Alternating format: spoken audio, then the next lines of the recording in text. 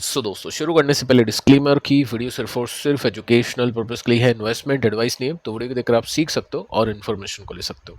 और इससे पहले दो वीडियोस मैं आपको दे चुका हूं जिसमें कुछ मोमेंटम कंपनीज डिस्कस की है और भी कुछ ब्रेकआउट्स हमने यहाँ पे कवर किए, निफ्टी के ऊपर बातचीत की है, कुछ बड़ी खबरें हैं वो हमने यहाँ पे कवर की है। एक बार यूएस के बाजार को रिव्यू कर लेते हैं कि क्या सिचुएशन अभी के समय। देखिए डाउ जोन्स ऊपर ही है 264 पॉइंट्स प्लस में, यानी कोई दिक्कत नहीं है। नेस्डे की बात करें तो ये भी 1% तेज है। फैंग देखे तो ये भी 1% के आसपास की जंप के साथ में चल रहा है। ब्रांड की बात करें तो 3% नीचे है, छोटी सी प्रॉफिट बुकिंग है, कुछ बड़ा ब्रेकडाउन यहाँ पे नहीं है। गिफ्ट निफ्टी को देखे तो 75 पॉइंट्स ऊपर है, यानी कल मार्केट ठीक खुल सकता है। एफआईज ने आज भी बिकवाली की 3621 करोड़ रुपीस के आसपास, यानी बिकवाली जारी है एफआईज की। तो इसके बाद में निफ्टी को ऊपर जाने की एक्सपेक्टेशन नहीं करनी चाहिए। सो मार्केट ब्रॉडर बेसिस पे साइडवेज रह सकता है। साथ में देखिए दोस्तों, अब यहाँ पे क्या है कि ट्रम्प अपने सुर बदल रहा है। Trump keeps changing his timeline for ending the war, यानी अपनी जो टाइमलाइन है कि वॉर अब एंड हो सकती है, अभी खत्म हो सकती है, वो चेंज करते जा रहा है। फिलहाल ट्रम्प का कमेंट आता है कि ईरान जो वॉर है ये चलेगी अगले 2 से लेकर 3 हफ्तों तक। 3 हफ्ते की बात की है तो एटलीस्ट हम 4 हफ्ते यानी 1 महीने की यहाँ पे बात कर सकते हैं, एक्सपेक्ट कर सकते हैं। इतनी और चीज़ें चलेगी। अब ये क्यों? क्योंकि यहाँ पे देखिए जो दोस्तों जो टारगेट्स हैं, ट्रम्प ने जो टारगेट्स रखे थे कि कहाँ कहाँ ब्लास्ट करना है, कहाँ कहाँ न्यूक्लियर जो उनका प्लांट है उसको डैमेज करना है, वो सभी टारगेट्स अकॉर्डिंग टू ट्रम्प पूरे हो चुके हैं। ट्रम्प इस वॉर को जीत चुका है, क्योंकि ट्रम्प के यही कमेंट आते हैं कि हम वॉर जीत चुके, जो भी करना था वो कर चुके हैं। ईरान कहता है कि ट्रम्प ने ऐसा कुछ नहीं करा। तो अल्टीमेटली अगर ट्रम्प जीत चुका है तो यहाँ पे वॉर खत्म हो जानी चाहिए, और ईरान को भी अगर अपने आप को बचाना है तो ईरान को भी यहाँ पे ट्रम्प की बात मान लेनी चाहिए। बट दोनों पार्टी वॉर को रोकने के लिए तैयार नहीं है, क्योंकि दोस्तों इसके पीछे का रीजन है क्रूड के जो प्राइस है वो अभी काफी ऊपर है, और यहाँ पे इनको टिकाना भी काफी जरूरी है। देखो अपनी कंट्री के लिए काफी लॉसेस हो गया अगर ये यहाँ पे टिक जाते हैं, लेकिन यूएस ईरान के लिए बहुत बड़ा फायदे का सौदा है। और इस वजह से यूएस चाहता है कि ये जो वॉर कंटिन्यू चले, ईरान भी चाहता है ये वॉर कंटिन्यू चले, क्योंकि ईरान इस वजह से हाई प्राइस पे एक्सपोर्ट कर पा रहा है। जो सैंक्शंस लगे थे वो सब सैंक्शंस हट चुके हैं, और यूएस को भी जो प्रॉफिट होगा वेनेजुला के तेल को एक्सपोर्ट करने का वो भी ज़्यादा होगा अगर ऑयल के प्राइस $100 के ऊपर रहे और यहाँ पे टिके रहे। ठीक है, तो ये गणित है। दोनों कंट्रीज चाहेगी नहीं कि वॉर खत्म हो, क्योंकि एटलीस्ट दोनों कंट्रीज को ही इसमें बेनिफिट है, इसराइल को भी इसमें बेनिफिट है, बट ज़्यादा जो बेनिफिट है वो यूएस को और ईरान को है। इसी वजह से आप देख सकते हैं यहाँ पे यूएई ने कहा है कि कल तो अटैक हुआ था हमारे ऊपर, आज फिर अटैक हो चुका है। आप देख सकते हैं मिसाइल अटैक है ईरान, ये दूसरा दिन है जो चल रहा है जिसके अंदर ईरान मिसाइल्स और जो ड्रोन से वो अटैक कर रहा है यूएई के ऊपर। साथ में देखिए दोस्तों यहाँ पे नीचे मेंशन कर रखा है कि अब इसराइल और यूएस भी तैयार हो रहे हैं नई स्ट्राइक्स करने के लिए ईरान के ऊपर, ताकि ईरान के ऊपर प्रेशर आए बातचीत करने के लिए। अब देखिए बातचीत होती है बट कोई आउटकम निकलता नहीं है, तो ये सब चीज़ें चलती रहेगी। दोनों कंट्रीज़ का बेनिफिट है इसमें, दोनों कंट्रीज़ को कोई अब प्रॉब्लम नहीं है कि वॉर को रोके, क्योंकि क्रूड के प्राइस ऊपर है। अल्टीमेटली दोनों कंट्रीज़ को इसका काफ़ी ज़्यादा बेनिफिट्स मिल रहा है। तो इसी वजह से दोस्तों निफ्टी की सिचुएशन देख सकते हैं, निफ्टी साइडवेज ऊपर जा चुका है गिरावट के बाद में, बट यहाँ पे ऊपर जाना काफ़ी डिफिकल्ट है जब तक कोई अच्छी न्यूज़ नहीं आती है। स्टॉक्स में डेफिनेटली एक्शन होगा, जो मैं आपको पिछले वीडियो में बता चुका हूँ। कुछ स्टॉक्स हमने डिस्कस किए जिनके प्राइस एक्शन में ब्रेकआउट है, अच्छे वॉल्यूम के साथ में, अच्छे Q4 के रिजल्ट्स के साथ में। ठीक है, तो उसके बेसिस पे यहाँ पे चीज़ों को देखा जाएगा। बाकी और भी कुछ कंपनीज हैं जिनके रिजल्ट मार्केट के बंद होने के बाद में आए हैं। कुछ इंपॉर्टेंट कंपनीज को देख रहे हैं, काफ़ी सारी कंपनीज हैं, उनके नंबर्स आप स्वयं चेक करिए। मैं कुछ कंपनीज के नंबर्स आपको डिटेल में बता देता हूँ। फर्स्ट कंपनी है पूना वाला फिनकॉर्प। यहाँ पे नंबर्स आते हैं शाम को 4:26 के आसपास। स्टॉक में कोई रिएक्शन यहाँ पे था नहीं, और ग्रोथ इसमें बहुत गजब की देखने को मिली है। 623 मिलियन से बढ़ के 2.55 बिलियन, यानी प्रॉफिट इसके काफ़ी ज़्यादा ऊपर गए हैं। अगर मैं इसको परसेंटेज बेसिस में देखूँ तो क्यून के बेसिस में कंपनी के प्रॉफिट 70% बढ़ चुके हैं। अगर इसमें वाई बेसिस में देखें तो नेट प्रॉफिट की जो ग्रोथ है वो 309% की है।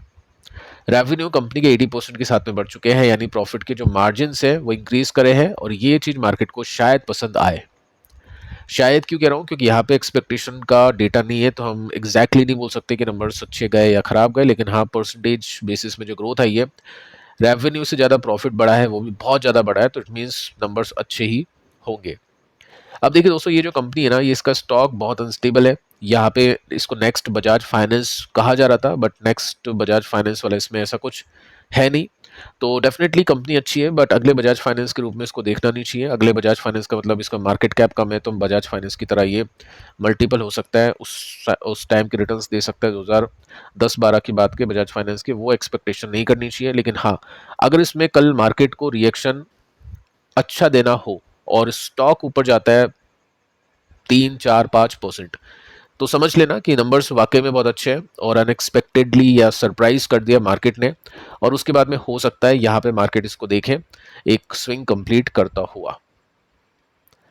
इसके बाद में देखिए दोस्तों, कोफोर्स के नंबर्स, इसके लिए भी काफ़ी सारे क्वेश्चंस आ रहे हैं, क्योंकि यहाँ पे क्या है, एक्सपेक्टेशन का डेटा नहीं है, तो लेकिन डेटा काफ़ी कुछ है बताने के लिए कि नंबर्स अच्छे हैं या बुरे हैं, तो उसको चेक कर लेते हैं। सो नंबर्स शाम को आए थे 4 बजे के आसपास। फर्स्ट अपन ये देखते हैं कि जो मार्जिन है कंपनी के वो कैसे गए। तो 13% का मार्जिन था एबिट का, ये बढ़ के 15.7% का हो चुका है, यानी शार्प जंप है। सो यहाँ पे हम इसको प्लस पॉइंट मान सकते हैं। इसके बाद में आप रेवेन्यू को देख सकते हैं, 41 से बढ़ के 44 हो चुके हैं, यानी कोई बहुत बड़ी तेजी नहीं है। लेकिन जो कंपनी का प्रॉफिट है वो 2.5 से बढ़ के 6.1 हो चुका है, यानी मल्टीपल हो चुका है, बहुत बढ़िया तेजी इसके अंदर। लेकिन दोस्तों इसके पीछे के कुछ रीजंस है, उसको आगे चल के देखते हैं। फर्स्ट आप ये देख सकते हैं कि यहाँ पे एक्सेप्शनल आइटम है 536 मिलियन रुपीस का वर्सेस 1.47 बिलियन रुपीस के कंपैरिजन में। ठीक है, तो इसको भी आगे चल के अपन चेक कर लेते हैं कि क्या सीन है। फर्स्ट अपन ग्रोथ को देखते हैं, तो सेल्स कंपनी की 30% के साथ में बढ़ी है, प्रॉफिट कंपनी का 151% के साथ में बढ़ा है, क्यू ऑन क्यू बेसिस पे भी जंप है और वाई ऑन वाई बेसिस पे भी जंप है। ठीक है, अब यहाँ पे हम ये देखते हैं कि प्रॉफिट के मार्जिन का क्या सीन है, क्योंकि एक्चुअल जो ऑपरेटिंग प्रॉफिट है वो प्रॉफिट के मार्जिन से ही पता चलता है। सो यहाँ पे आप नोट कर सकते हैं 20% का प्रॉफिट मार्जिन है, और ये जो प्रॉफिट मार्जिन है ना, ये पिछले 4 क्वार्टर्स में हाईएस्ट है। अगर हम क्यू क्यू बेसिस पे देखें तो भी बड़ा है, अगर मैं वाई एन वाई बेसिस पे देखूँ तो भी बड़ा है। सो नंबर्स मेरे हिसाब से अच्छे हैं, और यहाँ पे आप नोट कर सकते हैं पिछले क्वार्टर में 1 to 7 करोड़ रुपीस का ये अदर इनकम में लॉसेस कंपनी ने दिए थे, यहाँ पे 32 का है, तो ठीक है, थोड़ा सा कम हुआ है। और पिछले साल के इस क्वार्टर में 3% का नेट इनकम थी इसके अंदर, प्रॉफिट में प्लस में। प्लस एक और चीज़ आपको नोट करनी है कि यहाँ पे नेट प्रॉफिट अच्छा आने के पीछे का रीज़न एक और है कि यहाँ पे सरकार को इसने टैक्स नहीं दिया है, यहाँ पे सरकार ने इसको रिबेट दिया, मतलब रिफंड हम बोल सकते हैं, माइनस में 7% के आसपास है। लेकिन हम ऑपरेटिंग प्रॉफिट के हिसाब से भी देखें ना, तो यहाँ पे नंबर्स अच्छे दिखते हैं, क्योंकि क्यू ऑन क्यू बेसिस में, वाई ऑन वाई बेसिस में, दोनों में प्रॉफिट के मार्जिन इसके अच्छे आए हैं।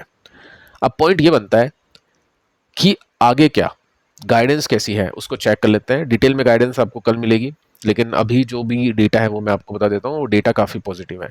सो profit more than double, deal काफ़ी जीती है कंपनी ने, यानी काफ़ी सारी डील्स कंपनी को मिली है। फर्स्ट आप देख सकते हैं कि जो कंपनी के पास में ऑर्डर है वो $648 मिलियन का है, और ये अप है 9% क्यू बेसिस पे। तो जहाँ पे बातचीत ये हो रही है कि आईटी कंपनीज के पास में काम नहीं है, लेकिन इस कंपनी के पास में 10% पिछले क्वार्टर के कंपैरिजन में ज़्यादा ऑर्डर है। सो ये काफ़ी अच्छी बात है कि कंपनी का फोकस है एआई के ऊपर, बाकी कंपनीज के कंपैरिजन में ज़्यादा, यानी टीसीएस इन्फोसिस के कंपैरिजन में ज़्यादा। साथ में आप देख सकते हैं 5 नई डील्स कंपनी को मिली है इसी पीरियड के अंदर। सो यहाँ पे मैनेजमेंट की जो कमेंट्री, जो कंपनी का सीईओ है, उन्होंने ये कहा है कि अब जो ऑर्डर्स इनके पास में है एग्जीक्यूटेबल, यानी जिसको एग्जीक्यूट किया जा सकता है, वो है $1.75 बिलियन के, और इस ऑर्डर के साथ में ये फाइनेंशियल ईयर 27 के अंदर एंट्री कर रहे हैं। इसका मतलब स्ट्रॉन्ग मोमेंटम रहेगा और बहुत ज़्यादा कॉन्फिडेंस है कंपनी को। साथ में आप देख सकते हैं ये मेंशन कर रखा है कि एक्सपेक्ट करो कि हम बहुत अच्छे रेवेन्यू ग्रोथ देने वाले हैं फाइनेंशियल ईयर 27 के अंदर, क्योंकि हम एंट्री कर रहे हैं अच्छी ऑर्डर बुक के साथ में जो एग्जीक्यूटेबल है, जिसको एग्जीक्यूट किया जा सकता है, इसी साल में वो एग्जीक्यूशन हो जाएगा। साथ में अच्छी बात यह भी है कि प्रॉफिट के मार्जिन जो 20% हमने देखे, उसमें इन्होंने कहा है कि मोर देन 20.5% के साथ में कंसोलिडेटेड बेसिस पे प्रॉफिट हम देंगे, यानी प्रॉफिट के मार्जिन भी अच्छे देंगे और साथ में सेल्स भी अच्छी आएगी क्योंकि ऑर्डर्स है। तो नंबर्स अच्छे ही है। बाकी देखते हैं कि कल मार्केट को कैसे लगते हैं नंबर्स, क्योंकि गूगल पे भी अगर आप देखोगे तो एक्सपेक्टेशन का डेटा नहीं है और कहीं और भी अवेलेबल नहीं है। सो कल अपन को चेक करना पड़ेगा। अब देखिए दोस्तों, यहाँ पे ये जो स्विंग्स बने हैं, ये स्विंग्स बनने के लिए कुछ ब्रेकआउट्स होने चाहिए। अब स्टॉक ने पहले ही बता दिया कि ये रेसिस्टेंस है, क्योंकि इसके ऊपर स्टॉक नहीं जा पाया और यहाँ से प्रॉफिट बुकिंग आई थी। सो अगर कल या फिर जब भी स्टॉक यहाँ से ऊपर निकलता है तो डेफिनेटली फिर एक रिवर्सल इसको कंसीडर किया जाएगा, क्योंकि इसमें अपन ये देख लेंगे कि फाइनेंशियल यानी फंडामेंटल्स अच्छे हैं, टेक्निकल अगर ऐसा हुआ तो पॉजिटिव हो गए, और दोनों चीज़ें पॉजिटिव हो जाती हैं तो रिटर्न्स बनने के चांसेस काफ़ी हाई होते हैं। ठीक है, तो इससे अपन ये चीज़ सीख सकते हैं। अगली कंपनी है SRF।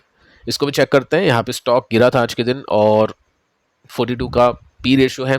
इसमें मैं आपको सिंपल सा बता देता हूँ कि नंबर्स अच्छे गए, एक्सपेक्टेशंस बीट हुई है सिंगल डिजिट के साथ में, कोई बहुत बड़ा बीट नहीं है लेकिन मिस भी नहीं है, तो सिंगल डिजिट के साथ में यहाँ पे बीट क्या है। प्लस हम देखते हैं कि सेल्स एंड प्रॉफिट कैसा है, तो 7% के साथ में सेल्स बढ़ी है, 12% के साथ में प्रॉफिट बढ़ा है। कोई ह्यूज ग्रोथ नहीं है, लेकिन मार्केट ने एक्सपेक्ट की होगी काफ़ी कम ग्रोथ, तो उससे थोड़ी सी ज़्यादा ग्रोथ इसने निकाल के दी है। इसके भी रिजल्ट आए हैं मार्केट के बंद होने के बाद में। सो यहाँ पे क्या है, एक पैटर्न बना हुआ था 2022 से लेकर 25, यानी 3 साल तक स्टॉक इसी रेंज में परफॉर्म कर रहा था। ठीक है, तो यहाँ पे जो भी स्विंग प्ले कर रहा था उसके बेनिफिट्स थे। उसके बाद में एक ब्रेकआउट होता है और यहाँ पे निकलता है। उसके बाद में क्या होता है, ये जो रेसिस्टेंस था ये सपोर्ट बना और यहाँ पे स्विंग चलने की कोशिश में स्टॉक ने परफॉर्म किया। लेकिन एक पॉइंट मैं आपको बता चुका हूँ कि ब्रेकआउट ब्रेकडाउन की कैसे आप प्रिडिक्शन कर सकते हैं। अगर स्टॉक का जो टॉप है वो नीचे शिफ्ट कर रहा है, इट मींस ब्रेक डाउन होने के चांसेस ज़्यादा है। अगर टॉप ऊपर शिफ्ट कर रहा है तो उसके ब्रेकआउट होने के चांसेस ज़्यादा है।